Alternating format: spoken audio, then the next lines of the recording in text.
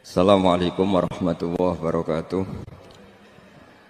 Bismillahirrahmanirrahim. Nahmaduka ya ghafuru ya syakuru wa salli wa sallim barik ala sayyidina maulana Muhammadin wa ala alihi wa sahbihi asma'in nama ba'du. Kula namung badhe matur mungkin wasiat-wasiatipun Mbah Mun sing terkait nikah. Iki khusus kangge Mas Tahsin kalian Mas Abi Darda. Karena kula nu nekuni ilmu tafsir.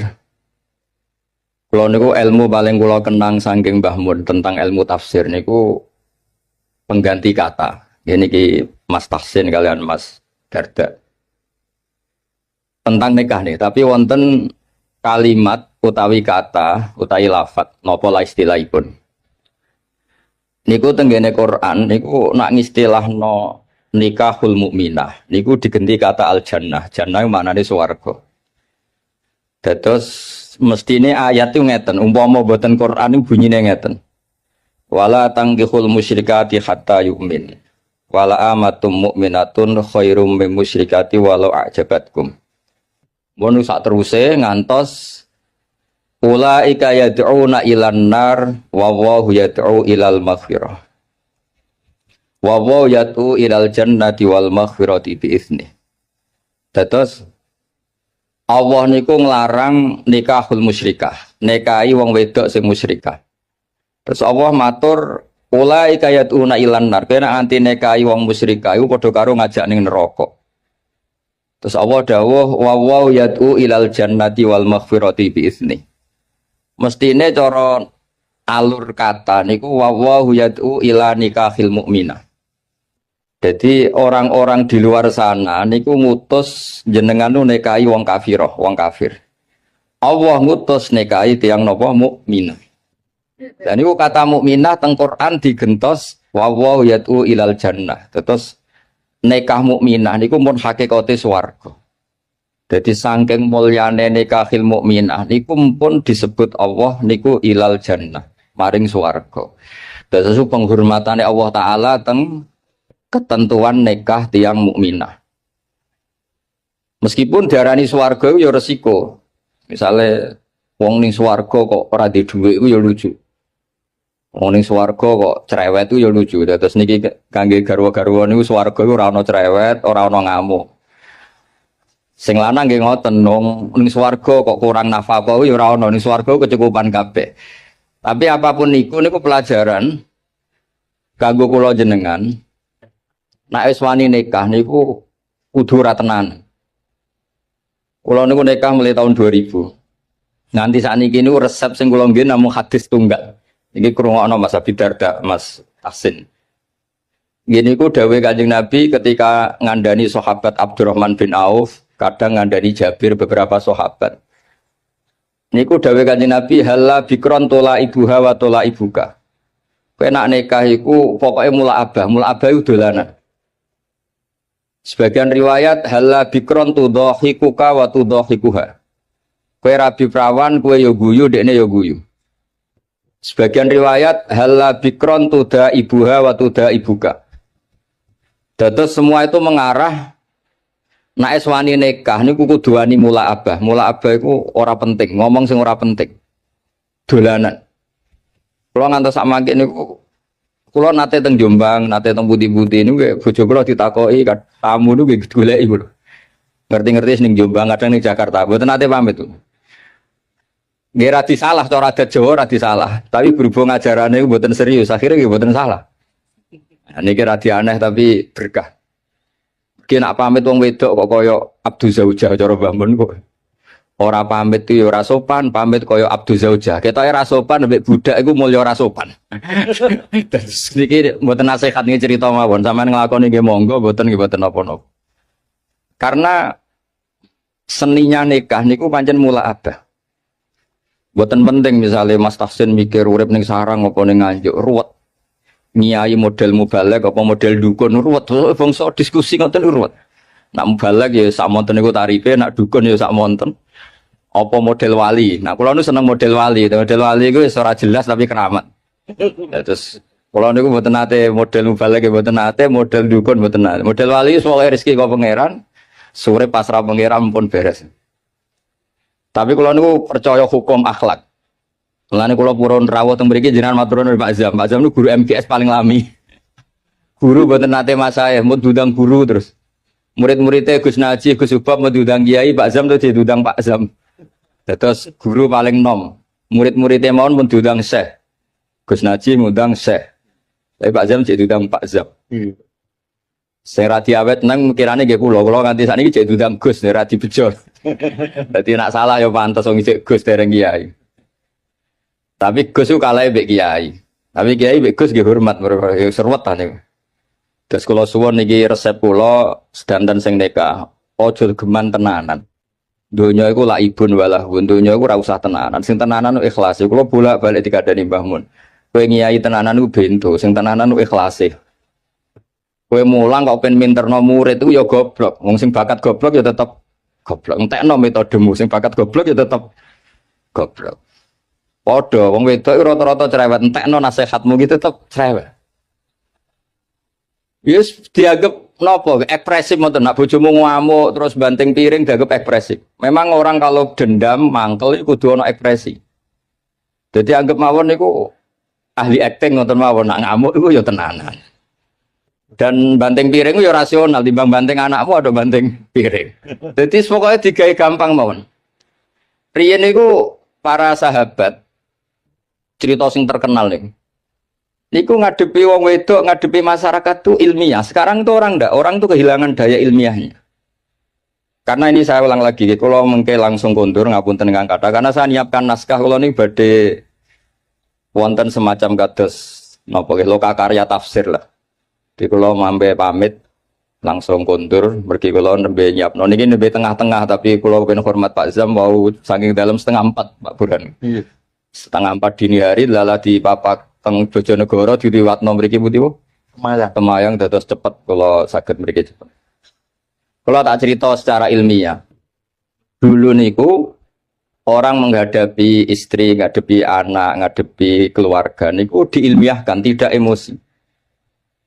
Masyhur itu, kalau sering diceritani para guru-guru, riyen Sayyidah Aisyah itu cemburu sekali ketika Nabi didatangi halah niku dulure Sayyidah Khadijah. Karena Nabi itu sekali dengar suara halah itu ingat Sayyidah Khadijah.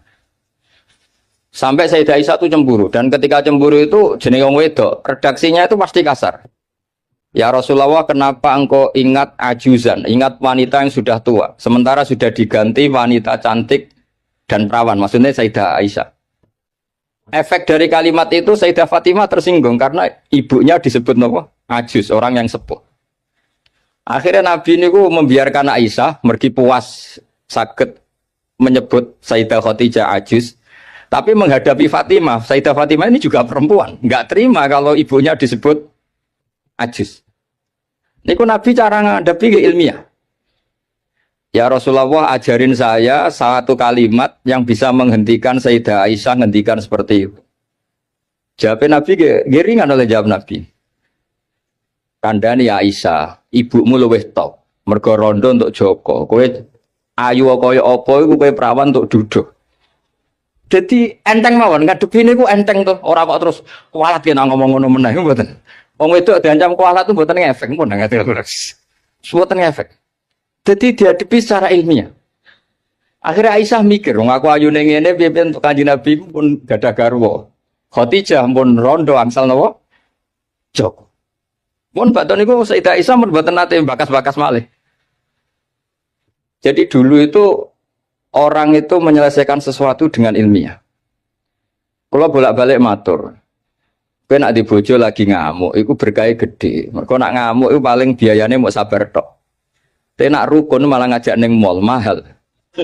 Jadi podo-podo sampai untuk ganjaran kan sabar ya untuk ganjaran. Neng mall nyeneng bojo ya untuk ganjaran. Tapi untuk ganjaran neng mall kan mahal.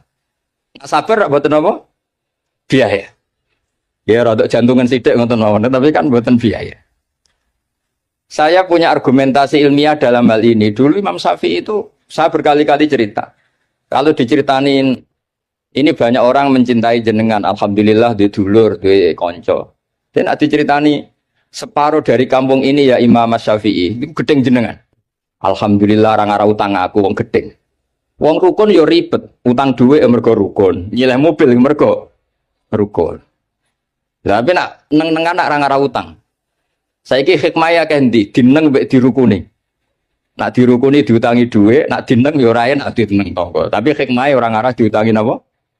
Dhuwit. Artinya kalau diilmiahkan itu tuh dunia ini normal semua. Ya wow, nak bojomu ngamuk berarti orang arah jaluk belanja, orang arah ngajak neng mall, nak rukun ngajak neng mall, neng bakso, milih budi, milih rukun apa milih nenengan? Rukun mahal. Soalnya ngoten, soalnya urip itu digawe gampang, diilmiahkan. Karena itu sanad. Kulo gadah bapak ke kiai, gadah guru ke kiai, babah kulo kiai itu dulu niku kulo roh ngadepi dunia ku enteng. Saya tuh di kota sering disoal, Gus kenapa sih di daerah-daerah NU kok banyak musola? Kenapa ada jatuh jamaah di masjid? Padahal satu jamaah di masjid kan lebih baik. Kalau Islam kota itu nggak bisa bayangkan ada musola. Bareng kulo terang, wong biasa ketua itu jadi anak buah ora kepenak. Jadi makmum di masjid ada di anak buah. Kowe ora rasane. Dangen-angen ya bener. Mergo setiap kiai iku digaya-gaya dhewe. Ana sing salat iku kancinge rapati bener kabine elek. Mergo amen dalil inna wa yang duru ila atsabikum. Jadi Allah ora delok klambi, ora delok penampilan, didelok iku ati. Ana sing amen macak adus minyakan jare mergo khudzu zinatakum inda kulli napa? Masjid. Macam-macam kiai iku beda-beda. Sampai peneliti sangi luar negeri yang ketangklet kulo, Gus sendakep yang benar itu gimana? Kalau sendakepnya orang Muhammadiyah itu kan standar. Kalau orang NU pusing sih. Ono sing nyekel dadane, ono sing nyekel wetenge, ono kowe ora jelas. Ngono tiap kiai tak takoki, kenapa gak jelas? Gue nunjukno nak sendakep ora wajib. Berhubung ora wajib bentuke kudu ora jelas, ben gak dadi aturan. Dadi pakem jenenge wajib. Lho kliru di dalil yang NU wis. Ono ae dalile. Sekolah suwon mas-mas yang nekas dan sing pun mbah-mbah sing pun terlambat lah niku usahakan ngadepi bojo niku mula abah karena tek 3 hadis itu 3 riwayat itu kula apalno panjen karena ini ilmiah halla bikron tula ibuha wa tula ibuka halla bikron tudo ibuha wa tudo ibuka halla bikron tuda ibuha wa tuda ibuka semua maknanya itu jangan serius. Kalau nganti saat ini mulai nikah nganti saat ini buatan nanti rebukan mbek bojo, gawe omah iku piye terus nak lunga kok teknis yang buatan nanti. Kalau nak lunga kurang 1 jam kadang cerita melok gak, nak melok ya melok ora ya rapuh. Kalau buatan nanti lunga mbek bojo juara. Pikiran gua sederhana, ning omah awor ning lunga awor berarti nak tukaran itu kan ping pindho ning omah tukaran ning perjalanan tukaran. Tapi nak ral bareng kan ono jedane. Tapi itu teori loh, sampean ndak harus anut tuh, semua orang kan beda-beda. Kalau gak ada kenangan tentang solusi itu, ini kalau kan karena nekuni ilmu, saya akan cerita ilmu. Dulu banyak sahabat kalau ditanya, Sifli wajah Rasulillah, coba ceritakan ke saya bagaimana wajahnya Nabi. Sahabat itu menangis. Saya itu tidak pernah melihat Nabi. Kok bisa? Wong jenengan niku sahabat. Haibatanlah, wa ijlalanlah. Saya ini terlalu menghormati beliau sehingga tidak pernah berani menatap wajah beliau. Tapi banyak sahabat yang karena mencintai Nabi itu melihat Nabi sampai tahu alisnya kayak apa, hidungnya kayak apa. Juga saking mencintai Nabi. Artinya sampai nak seneng bojo itu kadang-kadang ora delok 2 tahun. Wah agak roh eleke. Wong asline elek nek delok terus kan tambah ketara. Jadi orang itu udah harus sama cara ngelola emosi, ngelola. Jadi sebenarnya kalau dunia ini diilmiahkan itu semuanya akan baik-baik saja. Jadi sekolah niku kepengen sak sekedhate kula. Dewe Mbah Mun wau. Piye-piye istilah nikah wong mukmin wis disebut Allah swarga. Wa yad'u ilal jannah. Ning dinggon swarga ya ora ana tukaran, ora ana pisu-pisuan, termasuk ora ana urip susah. Terus niki harus jadi pelajaran. Mulane dewe Mbah Mun ora ana mulya kaya nikahil mukminah. Mergo pengganti katanya itu wa yatu ilal napa jannah. Mestine kalau wala tangkihul musyrikati hatta yu'min, mestine penggantine wa yatu ila nikahil mukminah. Tapi kata itu diganti wa yatu ilal jannah. Terus niki penghormatan yang luar biasa saking Allah taala. Jadi sekedar nikahul mukminah iki pun ibadah. Wis rawati tahajud lah. Potongane ora biasa tahajud. Ngono dawuhe Mbah Mun nak crita niku riyen niku Nabi nak tahajud niku Sayyidah Aisyah itu turu nang ngarepe. Padahal Sayyidah Aisyah ayu perawan, Nabi ki tetep salat. Dawe Sayyidah Aisyah niki ora usah dipraktekno orang ora iso. Dawe Sayyidah Aisyah, saya ditanya Nabi, saya sebetulnya kepengen sari-sarian mbek Nabi, mudojaah itu rilek-rilek mbek Nabi. Tapi fatarok tu hawa ya li hawahu. Tapi saya meninggalkan selera saya demi selerane Kanjeng Nabi. Karena Nabi nu eling pangeran niku pun bojo ayu lah niku pun boten ngefek. Dan Nabi pamit ning Sayyidah Aisyah, dari ini ata'abbadu li rabbi. Wonten sing maca ata'abbad li rabbi. Mun urusan nahwu lah. Ketemu mriki kata alumni Ploso niku dari ini ata'abbad dadi jawab apa dadi kalimun pokoke riwayat itu ada dua, ada yang dari ini ata'abbadu li rabbi, wonten sing dari ini ata'abbad li rabbi. Aku pamit ya, aku lagi kangen pangeran tak salat. Terus niki nek sampean kepengin bojomu kangen, wis bengilah, jejerlah sampean tinggal tahajud. Engko ora roh anakku ora ganteng, mergo kapan ya eling aku. Tapi anggere bengi dikumpuli terus suwe bosen. Terus riyen niku terus riwayat-riwayat tentang Assalamualaikum daraqaumil mukminin wa inna insyaallah bikum lahiqun. Niku kata kitab nerangno Nabi keluar saking dalem. Naluri seorang istri ini wedi nak Nabi ini teng garwa liyane, wong Nabi garwane kata. Delalah diikuti ternyata Nabi itu teng baki. Teng baki terus Nabi matur teng ahlu baki Assalamualaikum daraqaumil mukminin wa inna insyaallah bikum lahiqun. Niki kangge ibu-ibu, kangge bapak sing nembe nikah. Dados garwa-garwane Nabi ku kenangane meskipun sare sak kamar niku kenangane niku roh tahajude Nabi, roh ziarah Nabi teng baki. Mulane dawe Fathul Bari kitab Sarai Bukhari. Kenapa Nabi itu istrinya banyak? Di antaranya apa? Wong wedok wong paling nekat cerita eleke sing lanang. Lah Nabi disukani garwa kathah kabeh ku ora ro eleke. Dadi wong Yahudi ku bingung ora eleke Nabi, biasane sing paling gampang dikorek iku bojo. Lah ternyata bojone Nabi kabeh kenangane iku roh tahajude Nabi. Roh qiyamul lail Nabi nganti hatta waromat qodamahu, nganti sikile iku bengkak. Padahal pas teng dawawi Sayyidah Aisyah, mboten pas teng Saudah. Teng Saudah mungkin wong komen. Bangkune ra ditinggal salat wong Saudah iku ayu Aisyah. Niki teng pas teng daleme Sayyidah sinten? Aisyah. Dados dawe Imam Fathul Bari itu Nabi niku garwane kathah dan perempuan itu biasanya orang paling nekat ngomong eleke bojone. Tapi semuanya itu yarwina ahsana ahwali. Semua kenangannya itu meriwayatkan perilaku Nabi terbaik. Mulane wong kok dilem bojo iku wong top tenan. Ayo tak boleh ibu-ibu tak boleh. Tak kon ngelem bojone 5 menit nak iso. Tak kei dhuwit. 5 menit mau. Karena wis mesti, misalnya anggar sing sugih mulai ben wayo. Engko sing melarat yo nyebeli mergo ora ngrejekeni. Engko anggar mulai duwe akeh polahe yo akeh. Wis ora ngarep bener tak jamin. Versi ibu-ibu lho. Dados tapi Nabi itu beda. Nabi niku sawise intaqala ila rafiqil ala, bahasa gampangnya kapundhut. Nah bahasa adabe intaqala ila rafiqil ala. Niku kenangane Sayyidah Maimunah. Kenangane Sayyidah Sofiyah sedanten. Iku nggih tahajude sampai donga-dongane carane teng dalem carane badhe sari.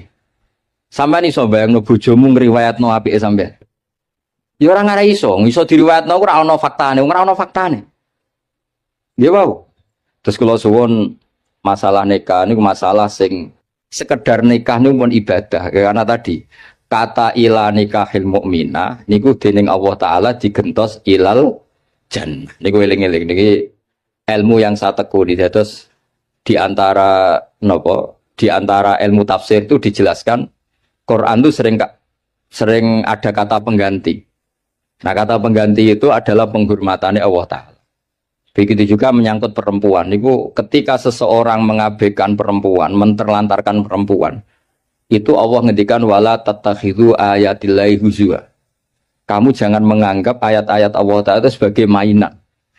Karena perempuan itu di halalnya ini, status halalnya oleh Allah didhawuhna fa innakum akhadtumuhunna bi amanatillah wastahlaltum furujahunna bi kalimatillah. Terus perempuan ini termasuk orang yang luar biasa. Kata penggantinya semuanya luar biasa.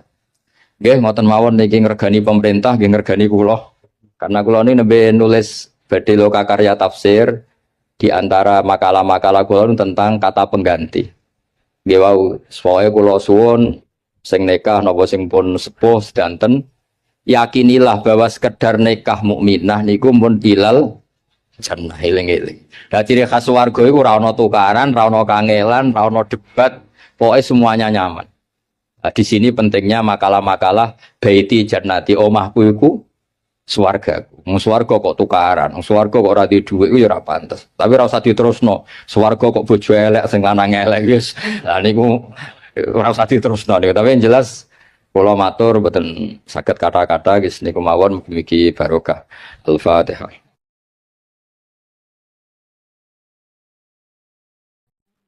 Dulu itu ulama itu ya rileks. Di antara tulisan Syekh Nawawi, saya ini termasuk pengagum Kiai Nawawi karena Kiai Maimun putra Kiai Zubair itu saking senangnya Kiai Nawawi itu naskahnya itu banyak tentang Syekh Nawawi. Dan saya termasuk zuriyah kudus. Saya masih keluarga dengan Raden Asnawi, masih keluarga karena sama-sama zuriyah dari Mbah Asnawi Sepuh. Itu yang akhirnya menikah Nyai Hamdana yang dulu pernah dinikah Syekh Nawawi. Terus Nyai Hamdana itu dulu dengan Syekh Nawawi punya putri namanya Zuhroh. Setelah dengan Raden Asnawi punya anak dinamai Zuhri. Punya zuriyah ada yang namanya Kiai Minan, Kiai Niam, terus punya anak-anak. Di antaranya Kiai Hafid yang jadi menantu keluarga Sarah. Saya kalau boleh cerita, saya ini khatam tafsir Munir itu 3 kali. Dulu ngaji di Sarang 2 kali, terus belajar sendiri, terus mentakriri. Takriri itu beri catatan-catatan yang untuk meneguhkan satu tulis ya, atau satu teks, atau satu ibarat yang diinginkan Syekh Nawawi. Saya beri beberapa contoh, dan ini dipraktekkan di Indonesia. Orang Indonesia itu mesti hafal Fatihah dan semuanya merasa pintar. Itu ya barokahnya Syekh Nawawi karena kata Syekh Nawawi itu semua Quran dikumpulkan di Fatihah. Fatihah itu dikumpulkan di Bismillah. Bismillah itu dikumpulkan di Ba. Ba-nya saja masih dikorting di titiknya saja. Jadi kalau orang bisa titik itu sudah menguasai satu Quran. Karena pikirannya Syekh Nawawi itu semua Quran itu menerangkan tauhid dan tauhid itu dimulai dari Ba. Ba itu bi kana makana wa bi yakunu ma yakun. Jadi karena saya kata Allah yang ada menjadi ada, yang enggak ada juga menjadi akan ada kalau Allah menghendaki wujud. Sehingga dulu Syekh Nawawi itu sudah sukses membuat pikiran kita itu rileks. Kalau enggak bisa Quran semuanya ya Fatihah. Kalau Fatihah enggak bisa ya baca bismillah. Setidaknya orang Islam itu enggak boleh tercerabut dari Quran. Sehingga saya kalau baca teks-teksnya Syekh Nawawi itu punya pengaruh besar di cara pandang kiai-kiai Indonesia. Di antara yang paling monumental dan setelah ini saya akan tidak menambahi juga tidak mengurangi adalah Syekh Nawawi cara menganalisis surat Ar-Rum. Di Indonesia itu menerima faham beragama, tapi tidak menerima faham ateis. Itu dulu zaman Rasulullah SAW sugeng, itu ada kekuatan besar yaitu Romawi dan Persia. Singkat cerita, Persia ini tanpa nabi, tanpa kitab suci, yang Romawi ini punya nabi dan punya kitab suci. Meskipun versi mereka. Ketika orang Persia mengalahkan Romawi, itu nabi terus dicibir, diolok-olok sama orang kafir Mekah. Muhammad, kawan kamu yang punya kekuatan langit, maksudnya punya kitab suci, ternyata kalah. Paling kamu juga kalah dengan kita yang tanpa pegangan langit. Nabi itu susahnya minta ampun. Karena Nabi tidak bisa membayangkan kalau kehidupan manusia itu tidak dipandu agama, tidak dipandu kitab suci. Meskipun zaman itu ya Romawi itu tidak Islam. Kemudian kata Nabi diberitahu Allah Ta'ala antara 3 sampai 9 tahun pasti Romawi akan mengalahkan Persia. Dan itu enggak dianggap kemenangan Romawi mengalahkan Persia, tapi menangnya ahli kitab, orang yang berpegangan kitab suci mengalahkan orang yang tidak berpegangan kitab suci. Dan saat itu Allah ngendikan wa yauma idzi yafrahul mu'minun, di hari kemenangan Romawi mengalahkan Persia atau kemenangan ahli kitab terhadap non ahli kitab, itu orang mukmin itu senang sekali. Sangat senang. Ini saya baca di tagnya Syekh Nawawi supaya di sini Anda tidak mendengarkan pendapat saya, memang benar-benar mendengarkan apa yang dikatakan Syekh Nawawi. Saya baca tidak. Ya niru-niru Kiai Ma'ruf. Tadi beliau masih ngetikan secara fasih, ngetikan usul fikih, kaidah fikih. Karena ilmu beliau dengan kita ini bersanad yang sama. Dulu ngaji Mbak Karim yang ngaji Mbak Hashim. Jadi Mbak Hashim ngaji Syekh Khalil. Kalau saya lewat sanad kudus ya diantaranya saya lewat Syekh Nawawi Al-Bantani. Nanti saya baca beberapa sanad Syekh Nawawi. Kata Syekh Nawawi Al-Bantani, beliau ngendikan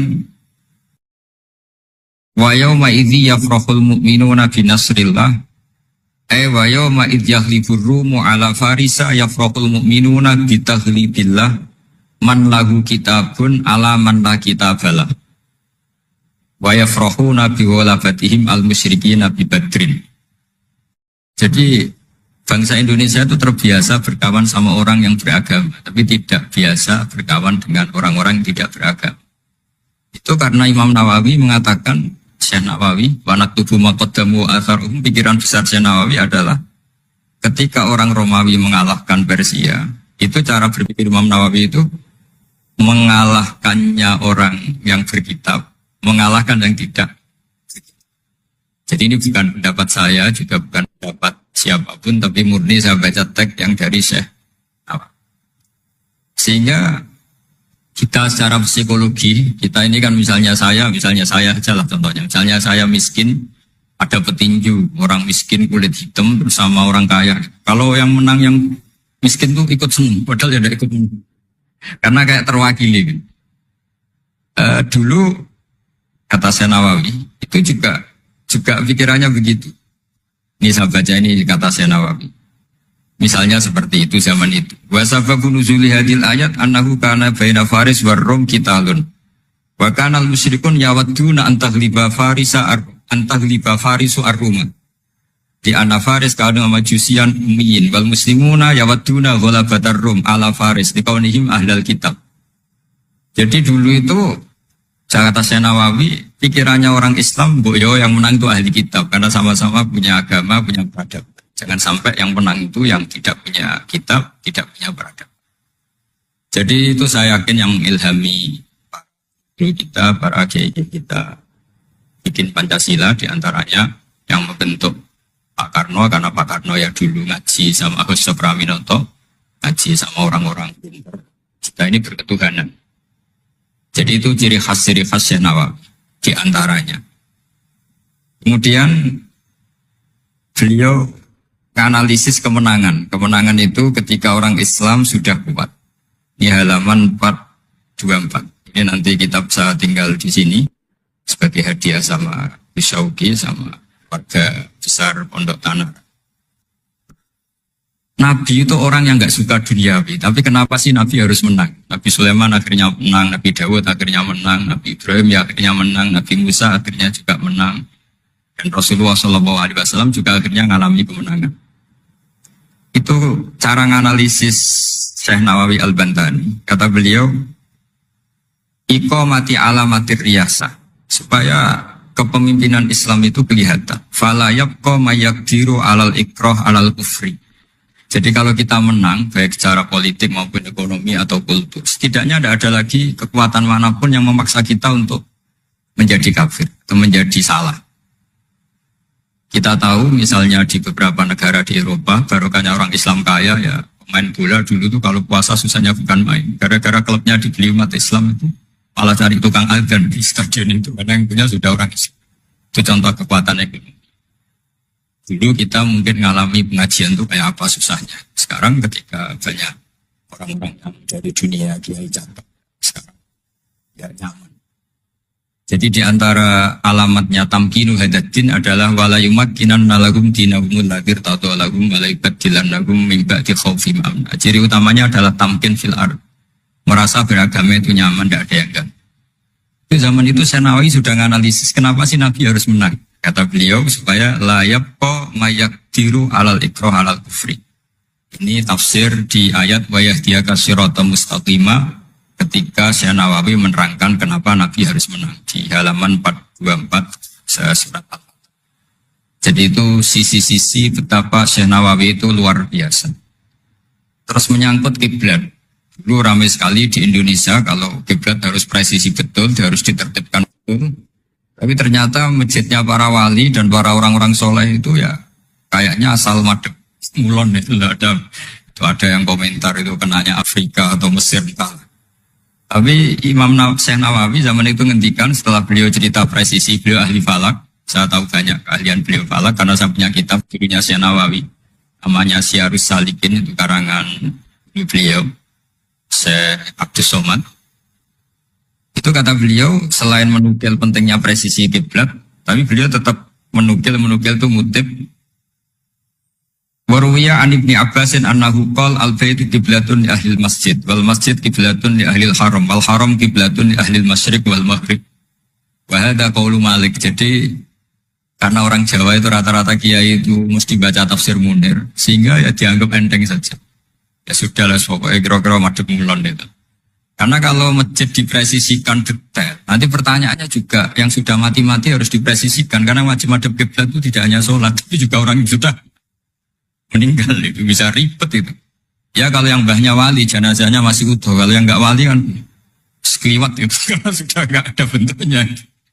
Makanya dulu ada bionanya kiai mau dipindah itu, butuhnya nggak boleh. Jangan, kalau mbah saya wali, saya keren, jasadnya utuh. Kalau mbah saya ada wali. Jadi ya, tapi apapun itu saya cerita betapa efek dari pikiran besar Syekh Nawawi itu mempengaruhi kita. Sehingga dulu masjid-masjid, musola-musola itu ya tetap hati-hati lah. Tapi ya tetap saja agak longgarnya. Nah beliau tetap mengutip wal haram kiblatun lil ahlil masyriq wal maghrib. Jadi tidak hanya Mekah dengan makna Ka'bah atau dengan makna Masjid Haram, tapi semua tanah. Dan itu bisa 25 atau 20 kilo persegi. Kemudian ini biar benar-benar halnya Syekh Nawawi. Jadi saya tidak cerita pikiran saya, tapi murni cerita Syekh Nawawi, murni cerita Syekh Nawawi. Saya punya naskah banyak karena memang saya nekuni betul. Saya khatam, kalau nggak 3 kali saya khatam tafsir Munir. Ketika beliau menafsirkan fa inna hizballahumul ghalibun, ini favorit saya di Syekh Nawawi. Pasukan Allah itu pasti menang, ya. Pasukan Allah itu pasti menang. Tapi beliau dengan unik menjelaskan ini supaya benar-benar Syekh Nawawi ya, tidak menambahkan, tidak mengurangi. Di halaman 278. Jadi ngaji pakai kitab itu untungnya 2. 1 mengutip, 2 terus gak usah mikir gitu. Jadi baru saya mikir nanti salah di depan orang-orang pinter malah sakit atau goblok gitu. Jadi kalau nukil kan aman. Paling salahnya salah baca. Kayaknya enggak, saya pernah ngaji 3 kali. Kayaknya enggak, tapi kalau misalnya salah itu apa. Bismillahirrahmanirrahim. Fa inna hizballahumul ghalibun. Syekh Nawawi wa may yattakhidum terus hum al-ghalibuna ala a'daihim bil hujjah fa innaha mustamirratun abadan amma bisolah wa daulah faqad dighlabun. Ini termasuk yang unik dari Syekh Nawawi. Kata beliau, Islam itu akan selalu menang secara argumentatif. Ada sekolah perbandingan agama, ada kajian agama. Asal yang dikaji Islam ya, bukan orangnya. Kalau orangnya ya macam-macam. Itu pasti argumentasinya itu meyakinkan karena hujah bahwa Allah itu satu, bahwa kita harus berakhlak, kita harus meninggalkan narkoba, harus meninggalkan perzinahan.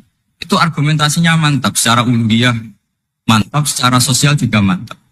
Tapi kalau secara kekuatan politik mungkin akan selalu ada, meskipun inginnya kita tidak ada. Orang-orang Islam yang minoritas di negaranya, atau dengan tanda kutip tertindas di negara. Zaman itu Syekh Nawawi sudah ngendikan, yang pasti menang itu bil hujjah fa innaha mustamirratun abadan. Ini di halaman 278. Amma bisolah wa daulah fatadizatun. Kalau kekuatan struktural negara atau politik atau ekonomi, ya namanya hukum sosial ya kadang kalah. Dan itu dibuktikan secara lahir. Dulu Rasulullah itu pernah kalah di perang Uhud secara lahir. Ya karena itu fisik.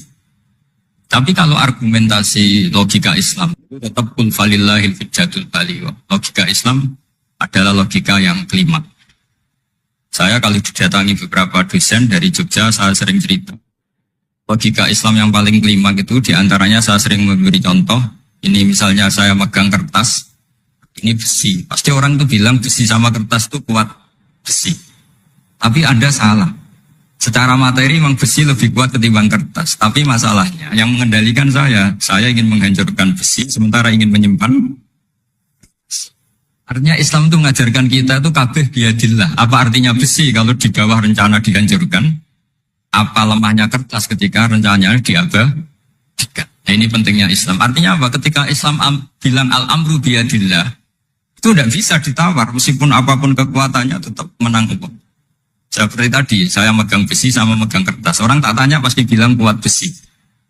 Tapi kata saya, ada keliru. Karena saya punya rencana menghancurkan besi, mengabadikan kertas. Artinya Islam itu mengajari tadi seperti yang dikatakan Kiai Ma'ruf, la haula wala quwata illa billah. Apapun ilmu kita harus digarisbawahi secara materi kuat besi, secara materi kertas lebih rentan. Tapi harus ditambahin, tapi hakikatnya terserah yang mengendalikan. Jadi di sini Islam mensifati Allah biyadihi malakutu kulli syai'. Ya terserah Allah. Jadi teori la haula wala quwata illa billah itu tidak perlu diperbandingkan atau diperbenturkan dengan teori usaha. Kalau ada penyakit ya kita usaha. Ada di kitab Ihya, di kitab Dawa itu diterangkan Nabi Musa itu pernah sakit karena beliau merasa dekat sama Allah itu gak berobat, tambah sakit, tambah dikasih nasihat. Para dokter tetap gak mau berobat. Akhirnya Allah sendiri yang ngasih tahu, udah kamu berobat saja. Bukankah terserah jenengan Gusti? Terus kata Allah, apa kamu mau bilang saya bikin sesuatu itu udah ada gunanya?